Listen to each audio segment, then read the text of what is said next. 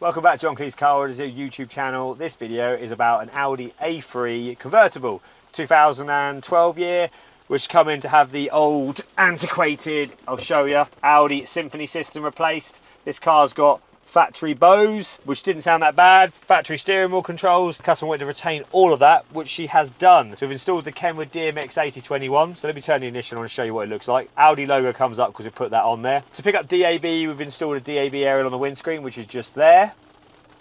And to pick up the call quality in its best fashion, we've fitted a microphone just there. I'm going to actually just run through some options on this unit, so how it works. The unit will have DAB as standard, so we go DAB. You've got your favourites over on the right hand side, just like that, you can store.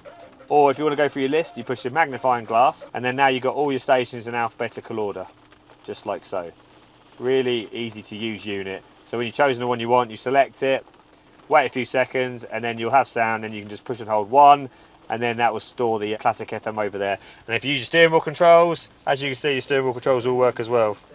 If I get my phone connected, let's show you Apple CarPlay, because that's probably what the main reason you're watching this video is because. So I'm going to make it visible, I'm going to go on my phone, I'm going to hit pair with it, I'm going to hit allow, and then I'm going to hit yes on the unit, and then I'm just going to follow all the on-screen requests on the phone and the unit. Just say yes to every single one. Don't ever say no, just say yes. And then that way, when your phone is Bluetooth and Wi-Fi and you turn the ignition on, it will automatically connect. You don't have to do any of that rigmarole whatsoever. It will automatically do it every time you get in, just like so. So now the customer's got Apple CarPlay and Android Auto on this screen. So you've got Global Player, you can use for internet radio apps, you've got Google Maps, you've got Apple Maps. If you prefer Waze, you can use Waze, TomTom. You've got all the apps you could possibly want. It's a very easy to use screen. Illumination down the bottom would change to red just to match the lights on the vehicle. So when you turn your lights on at night, as you can see, all the Audi lights go red with white, so the red buttons look nice on there. Unit also offers HDMI input if you want to expand on it and have a HDMI input for watching Netflix and so on through an Amazon Fire Stick.